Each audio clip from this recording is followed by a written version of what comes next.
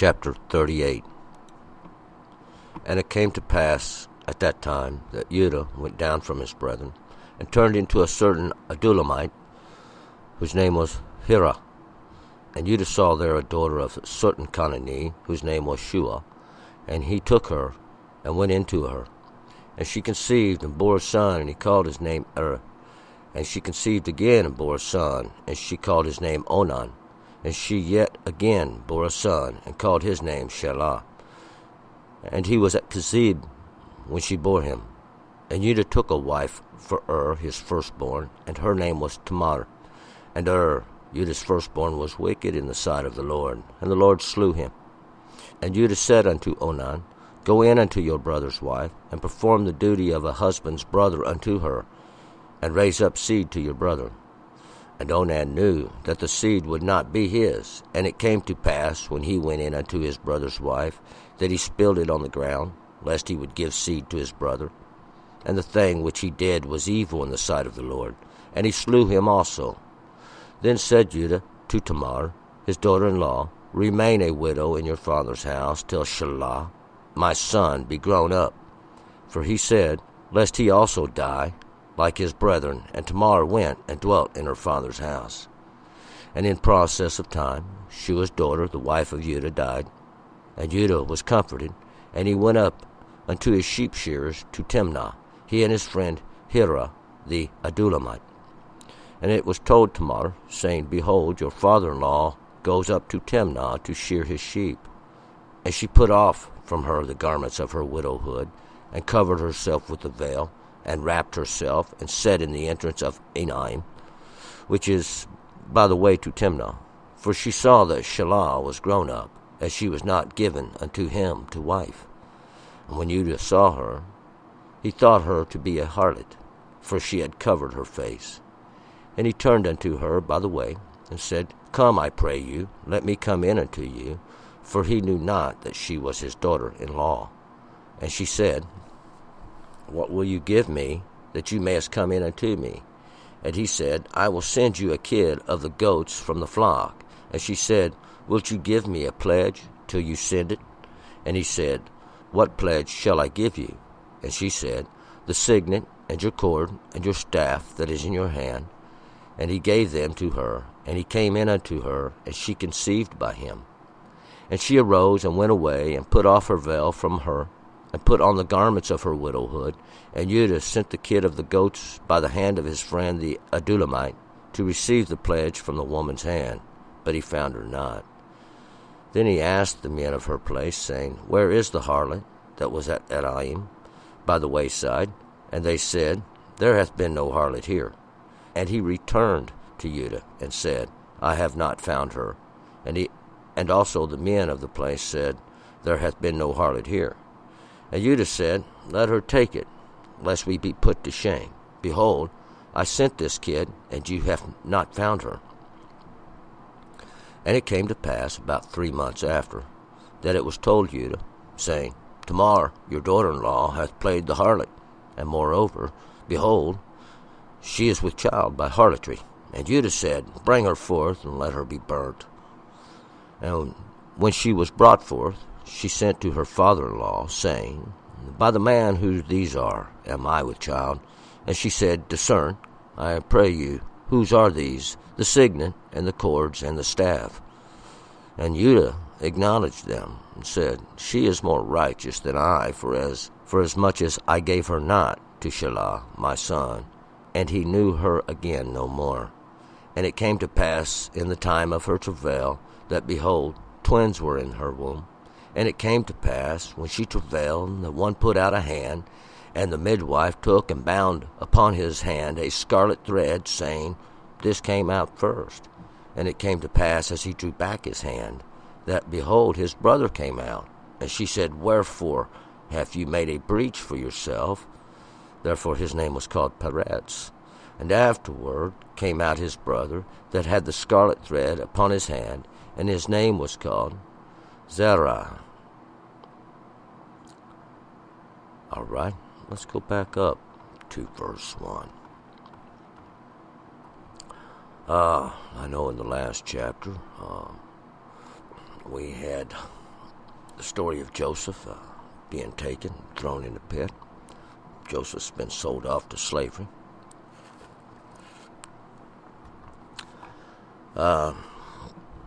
He has been sold down into Egypt. And meanwhile, his brothers have took his coat back, and dipped in some blood. They took his covering back, that was dipped into blood, and they have caused his father, Yaakov, or Israel, to think that Joseph's dead. And meanwhile, we'll find out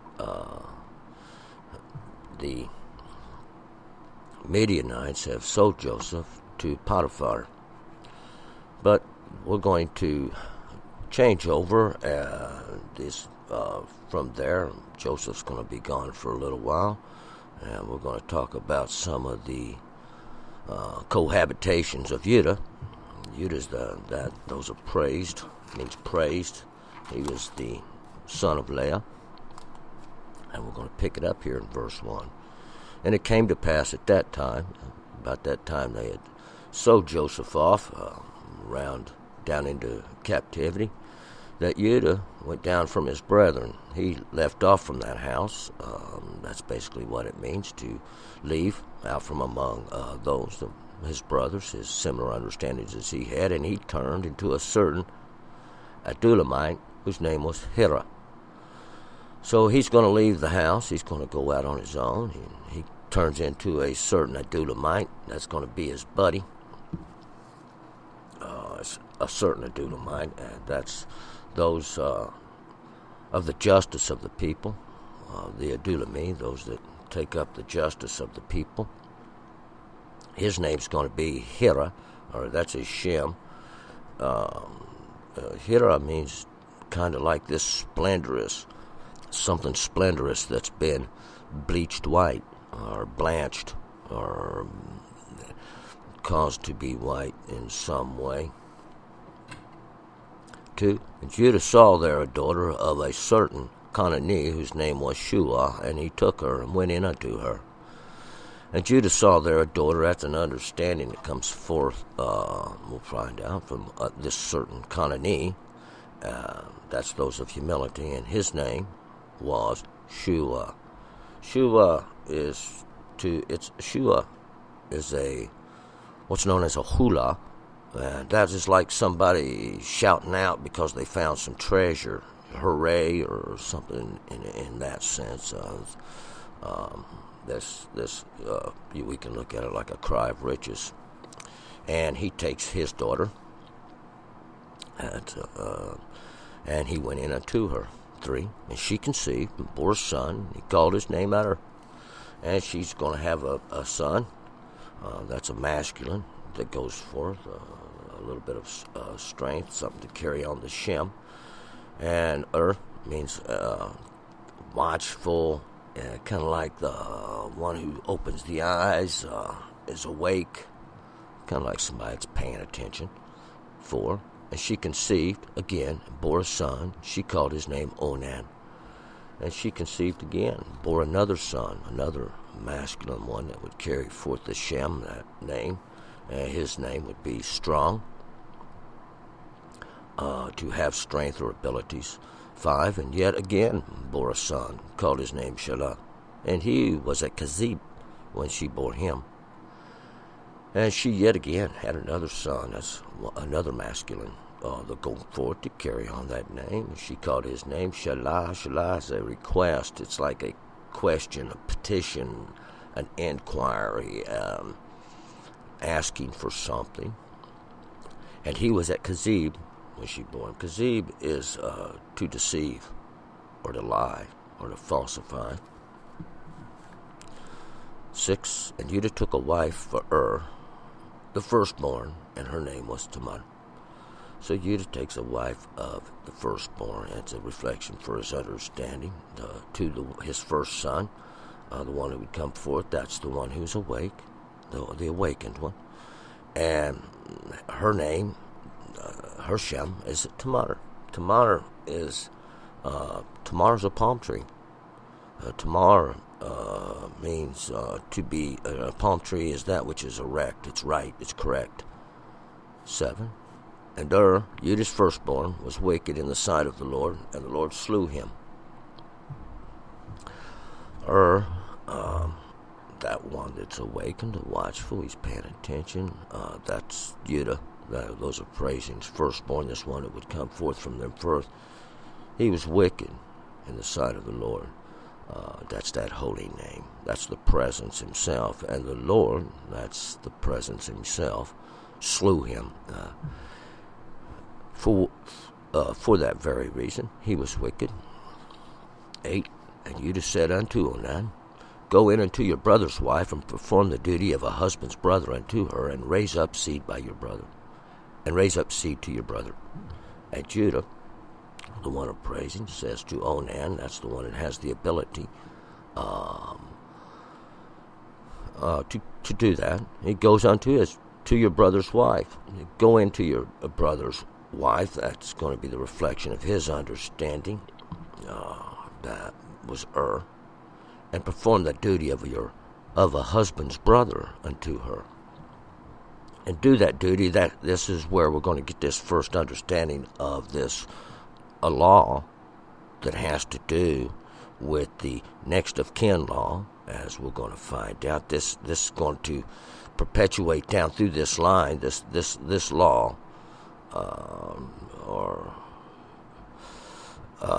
that's being established here, and perform. That's the duty of a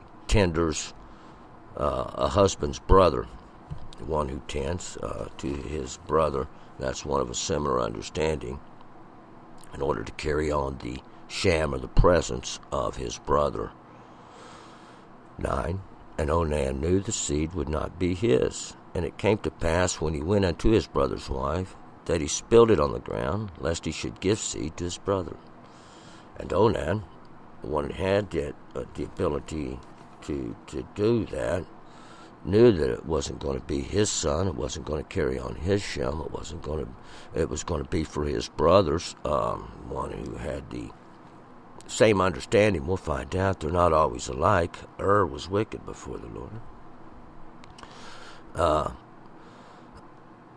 And he spills it on the ground. That means he pours it out. It becomes waste, unless he should give seed to his brother. 10. And the thing which he did was evil in the sight of the Lord, and he slew him also. But the thing which he did, we'll find out, he violated the law as well. He spilled his seed on the ground. It displeased the Lord, and the Lord slew him. That's that presence himself. 11. Then said Judah to Tamar, his daughter-in-law, Remain a widow in your father's house till Shelah, my son, be grown up. For he said, Lest he also die, like his brethren. And Tamar went and dwelt in her father's house. Then said Judah, that's the one of praising, to Tamar, that was the wife he had took for his son, this one who is correct, the one, this palm tree. She should come to dwell, remain a widow here until his youngest son, who was Shelah, that one that request, this one that's question, or having a question, causing a question, be grown up. And lest he should die like his brethren. And Tamar went, and she did. She dwelt in her father's house. 12. And in a process of time, Shua's daughter, the wife of Judah, died. And Judah was comforted, and went up unto his sheep shearers to Timnah, he and his friend Hira the Adulamite. So in the process of time, and of course of time over a period of years, Shua's daughter, Shua was that one that shouted because he found some treasure. Might have made a mistake, but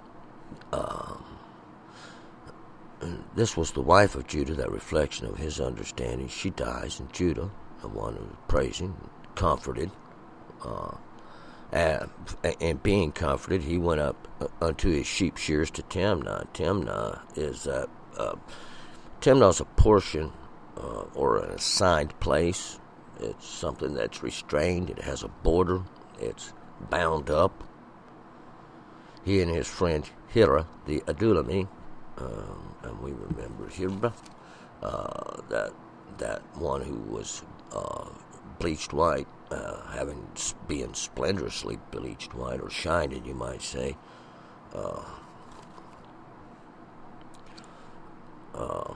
Coming, he was the Adulami. And Adulamis are those of the justice of the people. Those of the justice of the people are the nations. He's going to show the justice of the nations. 13, and it was told Tamar, saying, Behold, your father-in-law goeth up to Timnah to shear his sheep. And it was told to Tamar's that daughter, that understanding that he had took for the one who was awake, and she's that palm tree. Behold, your father-in-law, father-in-law is going to be, now according to the law, the one who would give birth to you, goes up to Timnah. That's that place that's sectioned off to shear his sheep, or to fleece the flock. 14. And she put off from her the garments of her widowhood, and covered herself with the veil, wrapped herself, and sat in the entrance of Enaim, which is by the way to Timnah, for she saw that Shelah was grown up, and she was not given unto him to wife. So she puts off these garments of her widowhood, that which would represent her widowhood, you might say, being without a husband, being without a tender, this understanding now that has been cut off.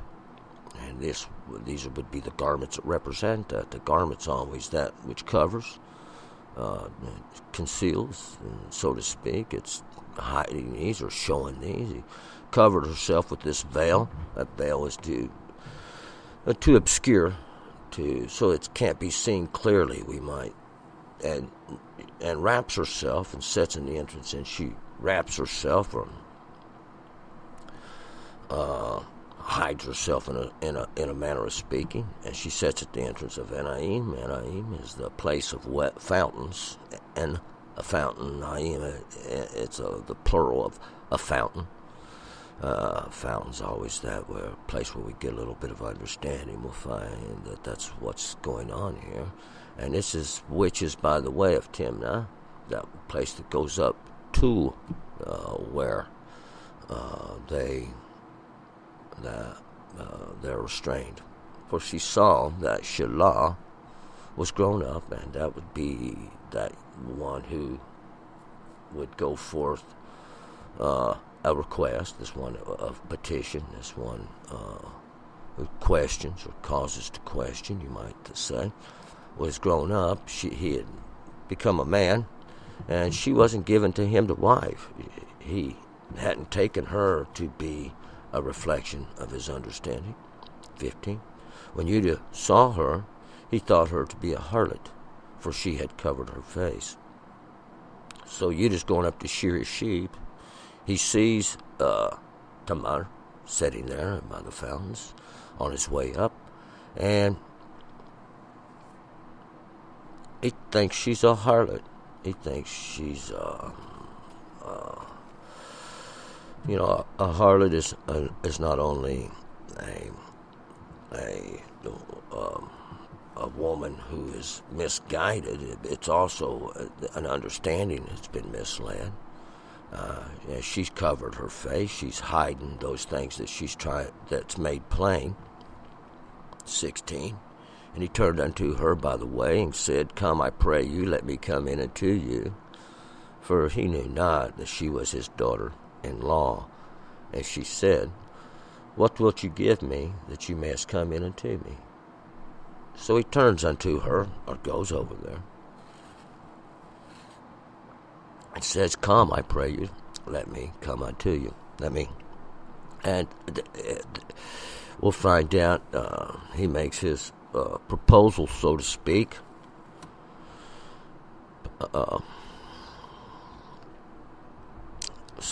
in his solicitor, we'll find out, for the purpose of harlotry. He doesn't know that his daughter-in-law, we'll find out, that's an understanding in the law. Of course, we would know that would be a violation of the law for a son and a father to go into the same mate.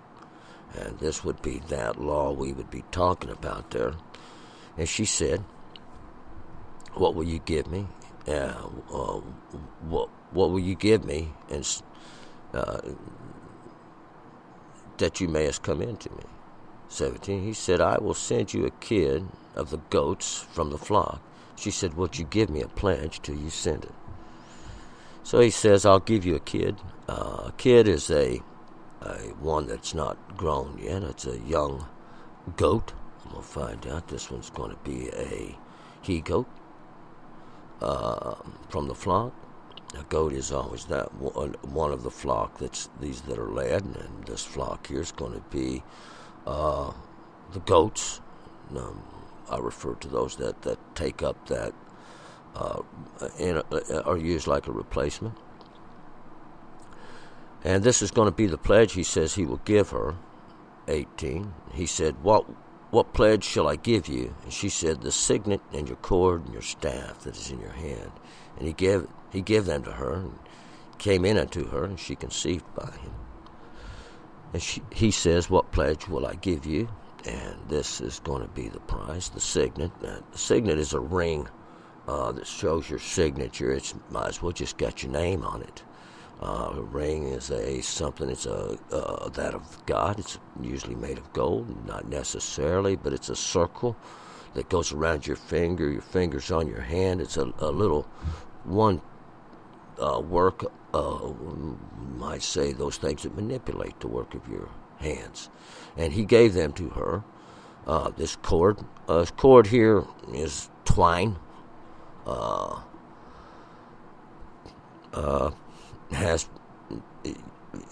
Could be a bracelet, but a twine here, or these things that entwine. And your staff, the staff is always a representation of the branch, your tribe, your family, your rule. And here that is Judah, will be the one who holds the staff in his hand, and this hand is going to be in his works. And he gives them to her, and came in unto her. And we'll find she conceives. 19. And she arose and went away, and put off her veil from her, and put on the garments of her widowhood. And she gets up, she goes on her way, takes back off her veil, that which was obscuring or hiding the truth from off her, and puts on the garments once again. That's those outer coverings that shows her widowhood, that she didn't have a tender, she didn't have a husband. 20. Judah sent the kid of the goats by the hand of his friend the Adulami to receive the pledge from the woman's hand, but he found her not. So now Judah, he's going to do like he said he was going to do. He's going to send this kid, this little he-goat off to by the hand of his friend the Adulami. That was Kira. Adulami is that by the justice of the people. To get back his pledge, that which he had given her to hold until she would receive this at his hand. 21. Then he asked the men of her place, saying, "Where is the harlot that was at Adaim by the wayside?" And they said, "There's been no harlot here." So when Hidrach gets there, he asked the men of the place, where is this harlot? And like I said, a harlot is a misled woman, a woman who has been misled or misunderstood.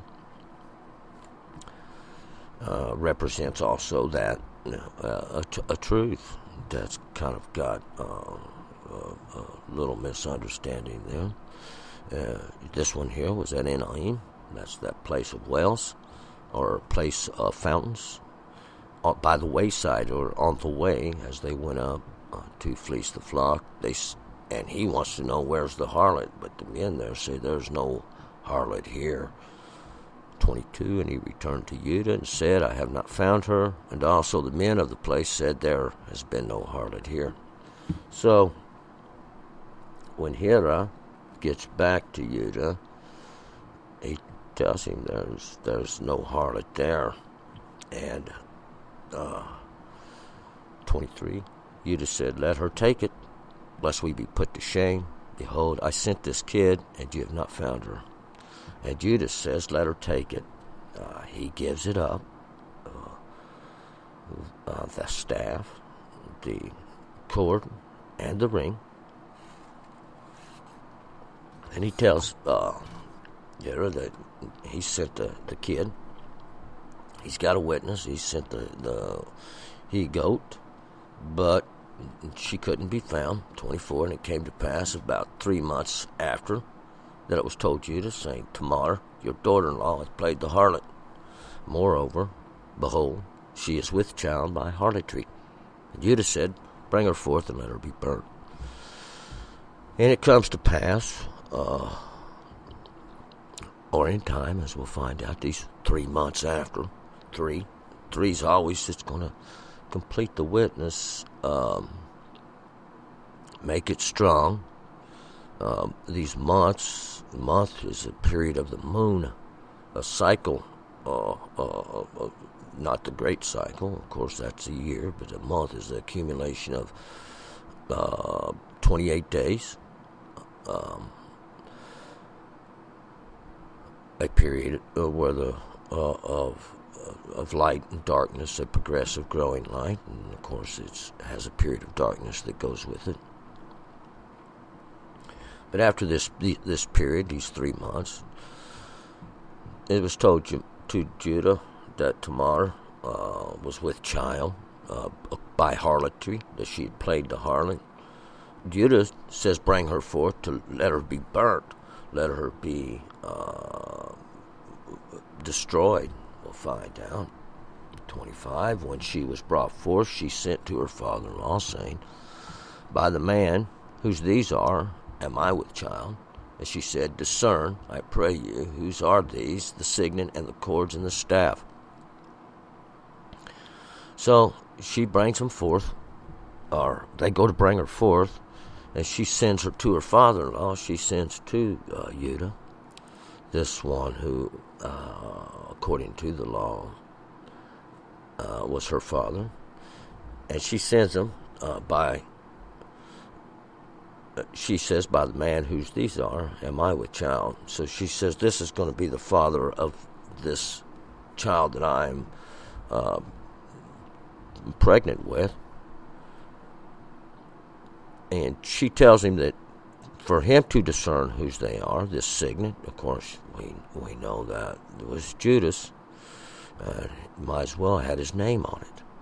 And these cords, those cords are going to be those things that are used to entwine. And this staff, we'll find out, that's going to be that branch or that rule of his. 26. And Judah acknowledged them and said, she is more righteous than I, for as much as I gave her not Shelah my son, and he knew her again no more. And Judah acknowledged them. He said they was his. That's the one of praising.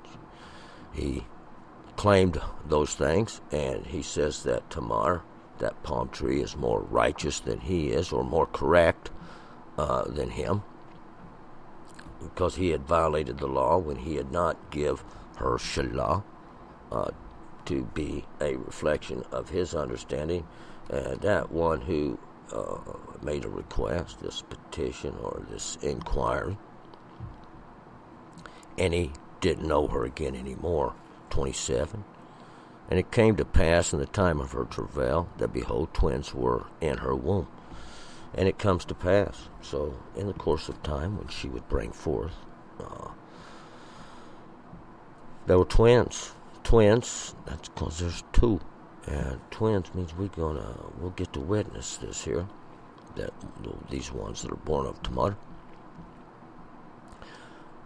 Because to be in her womb means that she's going to give birth to these. 28. And it came to pass when she travailed that one put out a hand, and the midwife took and bound upon his hand a scarlet thread, saying, This came first.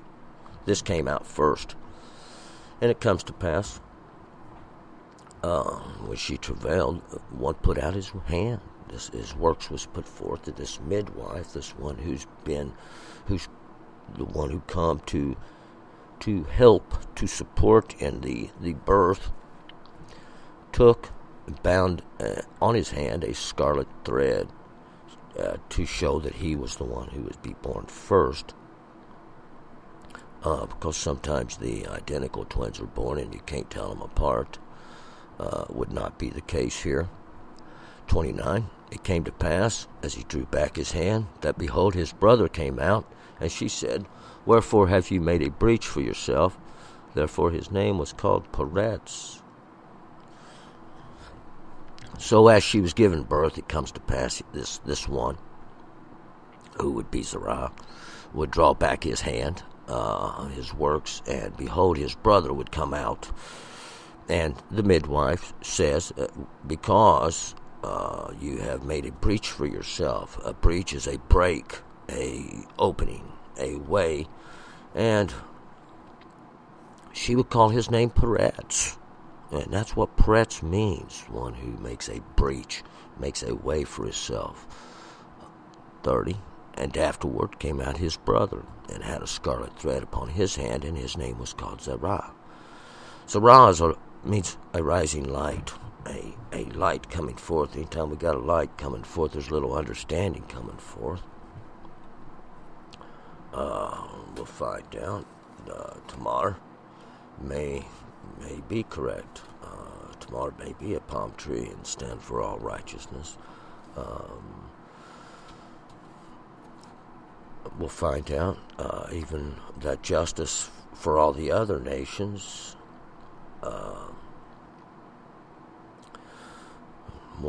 From this genealogy, David will be born. We're going to move forward to Genesis chapter 39.